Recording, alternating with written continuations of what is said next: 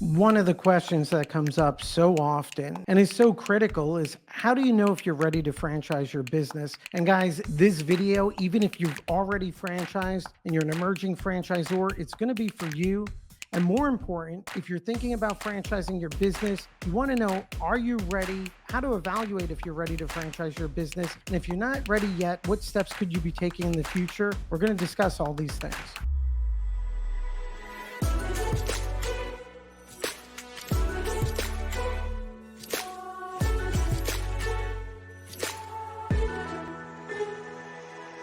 It's an important question, and it's really not about can you franchise your business, but rather should you franchise it? Are you ready? And is now the right time? And when it comes down to this franchise assessment and evaluating if you're ready and should you franchise your business, there's four things we need to be focused on: unit economics, industry, scalability, and your goals as an entrepreneur and as a founder. These are the four core factors that should be evaluated when you're making this important decision. And if you're already a franchisor, stick with us because we're going to talk about some important things and important considerations, including why so many new franchisors get stuck on the growth gap, why they're not hitting their goals, why they don't have a 5-year vision, and what's the cause for friction and frustration. And if you're new to franchising and you're thinking about franchising your business, well, now's the perfect time to hone in on these four factors: unit economics, industry, scalability, founder goals. And we're going to go through each of them. And what you'll find is the most important element is going to be you as a founder. That's going to be the thing we're going to talk about last. So starting out of the gate, unit economics, and at the most basic level, when we're evaluating unit economics, that's the sales of your business, the profitability, the cost of goods sold. Most important when you're evaluating unit economics and evaluating should or can you franchise your business, the most critical question becomes, if a franchisee duplicates my business model, if the franchisee opens up in a new market, will he or she be profitable? Will he or she meet their economic goals? And will they generate a good ROI on their franchise investment? So unit economic assessment, it starts with, let's evaluate your business. When we're making this unit economic assessment and we're working with our clients, we evaluate the financial performance, the gross sales, the profitability, the cash flow, the EBITDA over the past couple of years. What are the KPIs? What are the financial data that you're experiencing as a business owner? If you're a brick and mortar business or if you're a restaurant, we're going to hone in if you're selling goods or merchandise. What does your supply chain look like? What does that gross profit margin look like, right? If you're a restaurant, food cost, labor cost. If you're a retail-based business, what does merchandise cost? What is your rent factor? What does the profitability look like? And if you're a home service-based business or a service-based platform, well, what do your operations look like? Gross sales, technician cost, marketing costs. We want to get to a baseline evaluation at a unit economic level of what is top line profitability or gross profit. Your gross sales, less your cost of goods sold or your cost of services provided, or in the case of a restaurant, food costs, labor costs, what's that gross profit? And that's the initial unit economic assessment we want to start evaluating. What is your profitability? Do you present market advantages where your franchisees will do better than the competition? At a deeper dive, we want to evaluate your unit economics below the gross profit margin numbers, right? We want to start focusing on, in your business, in your company-owned outlet and location, well, you achieved certain level of sales. How did you achieve that? Are you heavily dependent on marketing? Are you dependent on pay-per-click advertising? What's your marketing budget? Do your sales come about organically? Do you have a home court advantage? These are all the things that are going to factor into our unit economic assessment. And as you're making this decision now, on a preliminary basis, do I have the right unit economics? Well, we want to evaluate, are your sales strong? And how do they compare to industry competition? What do your cost factors look like? And what is baseline profitability or gross profits? What's cash flow potential for a franchisee? And then ultimately, we want to evaluate your unit economics from the perspective of your franchise buyer. And that's going to vary based on industry, business type. But if we go to our tried and true opportunity guide, what is the franchise opportunity profile? So are you a lifestyle type franchise, a supplemental income type business, or are we focused on income replacement? Are we focused on legacy building? Example being, If you're a restaurant or a brick and mortar and we're going to have a high initial investment, say above $500,000, well, we need to position our franchise offering as income replacement and possibly legacy building. And then the financial questions that come into play, the unit economic factors we want to be evaluating is gross sales and top line numbers, but also what does gross profit look like? What does cash flow look like? What is an expected ROI? How long will it take a franchise buyer to recover their initial investment in terms of gross sales and in terms of profitability? And also add another layer. When we're evaluating your unit economics, we need to consider that your franchise buyers, your franchisees, they're going to have some higher costs. At the most basic level, they're going to be paying you royalties, brand development fund fees. So they're going to have franchise related expenses that you don't currently have in your business now. And we could adjust and account for that as we make this evaluation. Also, we need to evaluate, do you have a home court or home market advantage where you're generating business based on your reputation, based on people knowing your business? So your franchisees, you may be in year 10 of your business cycle or year 4. Your franchisees are going to start off on day 1. They may be in a new market. So we have to adjust. They're not going to achieve the same results, most likely, as you are right now.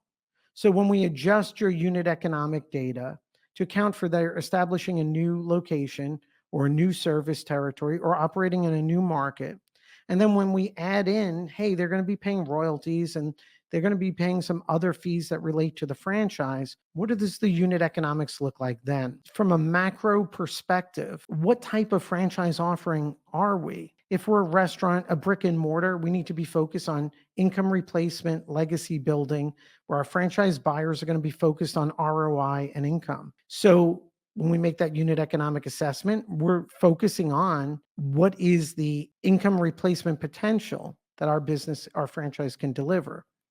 Now, if we're a lower startup cost business, maybe a home service based business or children's enrichment business, home based, again, the lower the cost, traditionally the lower the economic expectations or the greater the amount of time a franchisee will give toward achieving positive ROI and recouping their investment. So unit economics, it's all about evaluating how do your financial results translate into the potential for your franchise buyers? And does that align with the opportunity profile that we're presenting when we get into the franchise marketplace? Now, if your sales, and we see it so often, I speak to, say, just an amazing entrepreneur. She's wonderful, established a great restaurant and contacted us and said, Charles, franchised 2 years ago with a developer and it's just not working. And when we looked at her numbers, she wasn't ready yet. So she's in a restaurant industry. How do your gross sales compare to your competition?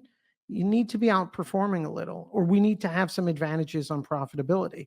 If we're a home service-based business, you may have tremendous results, tremendous top-line numbers in the millions of dollars. But we now need to evaluate, okay, you're generating X dollars in revenue, but you're operating in multiple service territories, which is fine, right? You're probably operating in a bigger territory than you would sell as a single territory to a franchisee. And we'll take that into account when we're evaluating your unit economics, your KPIs, again, to make the assessment of if you're ready to franchise your business right now. So that's unit economics. Next is industry. This is a little less specific than our unit economic evaluation, but when we're evaluating industry, what I want you to do and what we coach our clients on and we talk about often is not necessarily the industry you're in, but evaluating the competition for you in the franchise marketplace. So for example, is your business, say you're in the restaurant industry, you're a restaurant, fast casual, premium fast casual. So we know there's plenty of restaurants in the franchise industry, but then the question becomes, are you a subset? And is there opportunity in the industry? And a great example is over a decade ago when Five Guys started franchising, from an industry perspective, who would have thought we needed another burger chain? But we did. And so that premium burger category took hold in an industry that by all accounts, everyone would have believed is saturated and fully realized. So when we're evaluating industry, we're looking at, is your business in a new industry? Is there white space that we're going to be taking advantage of? Or if you're in a traditional industry, in an industry where there is franchise competition, are there market advantages you offer? Is there a subset of the industry that we want to be focused on? And so, the fact that there may be significant industry competition doesn't necessarily mean you shouldn't franchise your business, but it does mean we need to adjust our expectations and prepare for heavier competition versus an industry where there's a ton of white space and you're one of the first to come to market in the franchise world.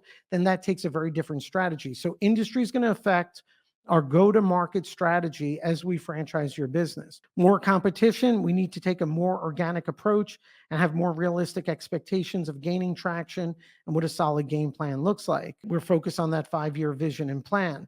If there's white space, novel industry, we may want to hit the accelerator right out of the gate, take advantage of an early market mover advantage. So industry is a guide. We just want to be aware of it when we're making this assessment about franchising our business. The third factor, scalability. Franchising is all about unit economics and scalability. And when we're talking about scalability, I'm talking about you as a founder, as a business owner that's running a successful business, and over time, over a 5-year strategy, slowly migrating, adding on franchising and increasing your involvement as a new franchisor, and also the scalability of franchisees being able to replicate your business model.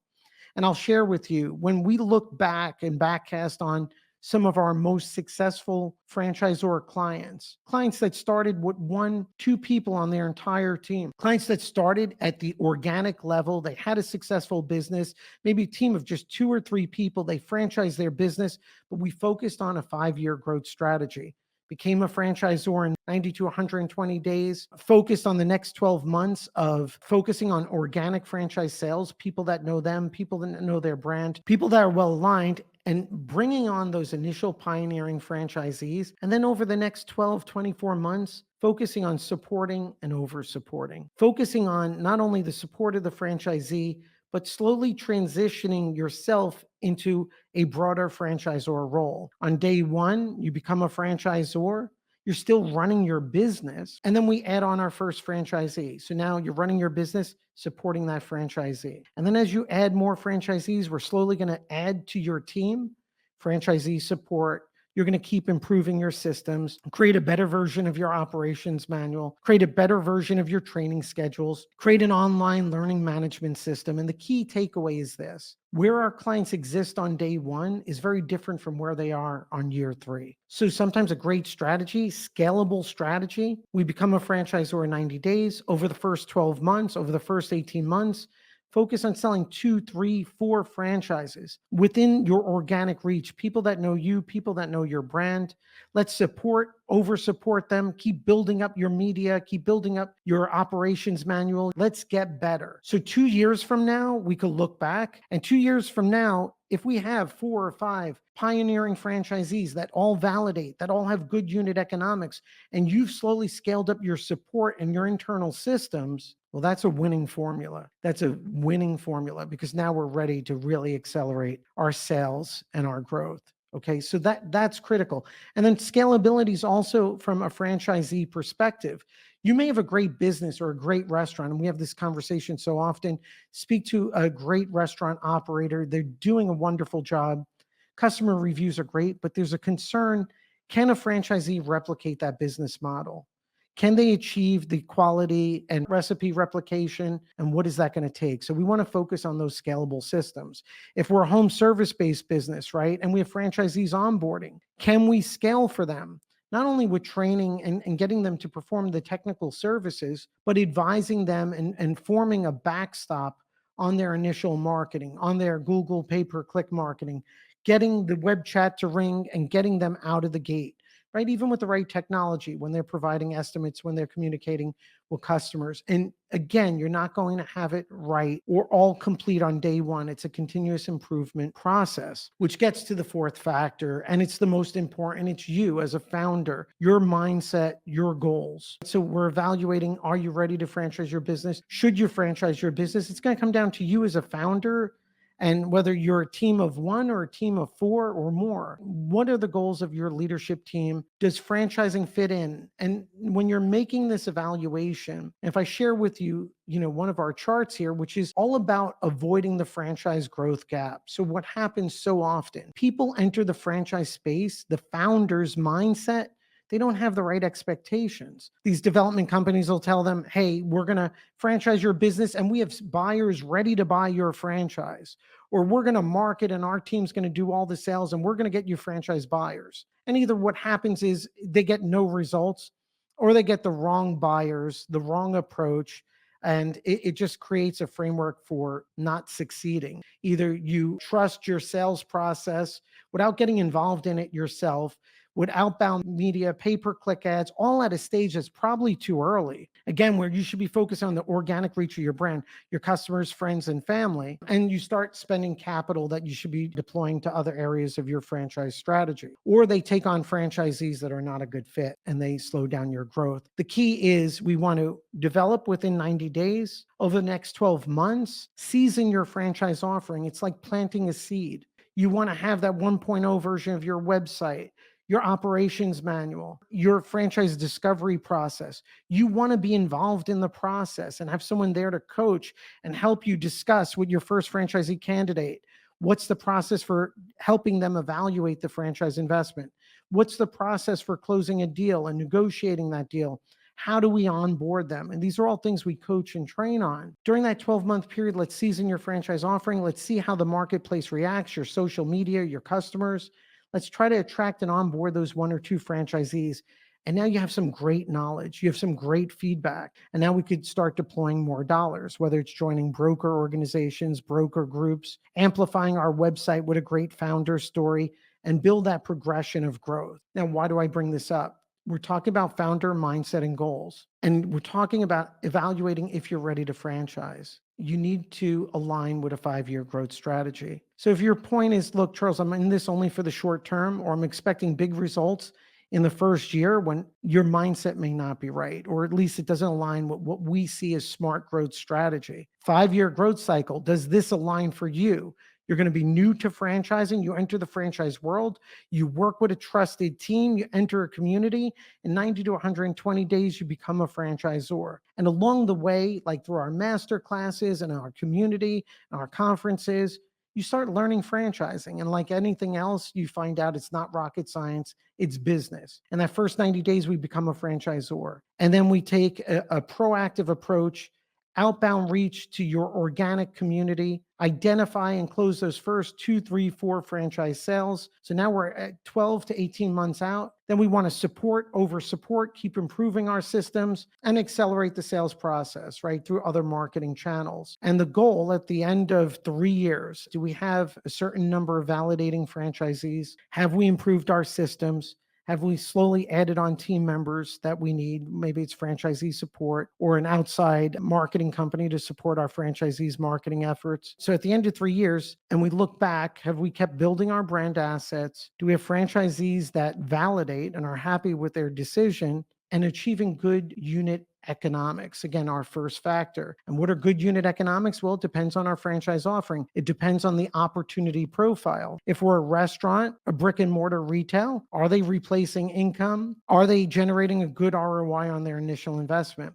If we're a lifestyle or supplemental income business, does our unit economics support that? And are the franchisees validating? If at the end of 3 years, that's all occurring, and we've kept making our website better, our media better, our discovery process, attending conferences, now we could hit the accelerator and grow and get to a special place. So founder mindset, aligning with your goals. Does what I just described, does it align with the path ahead and a 5-year vision, a 3-year vision for you and your team? And if it does, then it's a strong indicator that you're ready to franchise your business. Again, provided we have the unit economics, we're aware of our industry positioning, and we can scale the business. And these are the factors that should come into play. And if you've already franchised your business, guys, the worst thing to do is keep doubling down on a bad strategy. So maybe you didn't have the right mindset out of the gate, and you're stuck in this challenge stage and you haven't gotten to the acceleration. Well, then let's apply this mindset. Let's reevaluate, is your FDD positioned the right way? If your service based business, is it structured for multi territory service offerings or for your business? Does your item 19 properly present the opportunity and align with your opportunity profile, your unit economics? Have you explored your organic reach? And if you do have franchisees,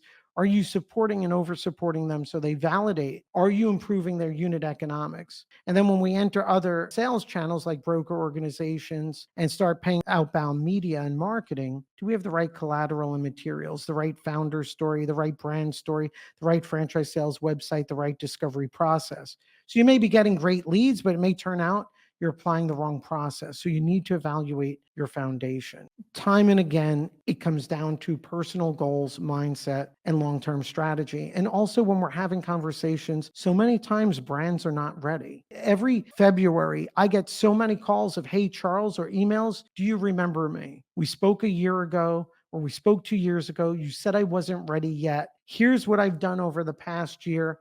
Here's the unit economics we've achieved. Let's have a conversation. And when we look back, what are some of the things they're focused on? When we tell them or suggest it's too early to franchise your business. Unit economics, if your sales aren't overperforming and your profitability isn't at the right stage, again, where franchisees, after franchise related expenses, aren't going to meet their economic expectations, usually the goal is enhance your sales, enhance your profitability, improve your supply chain. Other reasons, sometimes clients come to us and they don't control their trademarks, their brand name. And when we do a trademark search, rather than passively waiting for the government to respond 9 months later, we actually go out and we conduct searches on the USPTO database. And if we find a conflict, we're going to be candid. Many times we've let potential franchisors know, entrepreneurs, that we don't believe their brand is capable of protection or they need to modify it. And let's go file your trademark application. And for those, we typically recommend let's file your application for your main mark, but let's also connect and maybe evaluate rebranding. And then let's go through the registration process and reevaluate franchising in a year. The others have to do with internal goals. Like, Charles, I'm ready, but I have a couple of lifestyle things or life events I want to get past. And then I want to be all in on franchising because, Charles, in good conscience, I'm not going to invest my energy and effort. I'm not going to come to conferences and so there's a number of reasons. You want to focus on your unit economics. You want to focus on your brand assets, your trademarks, trademark registration. If you have the time, start working on systems. Use a program like Trainio. Build out videos and checklists.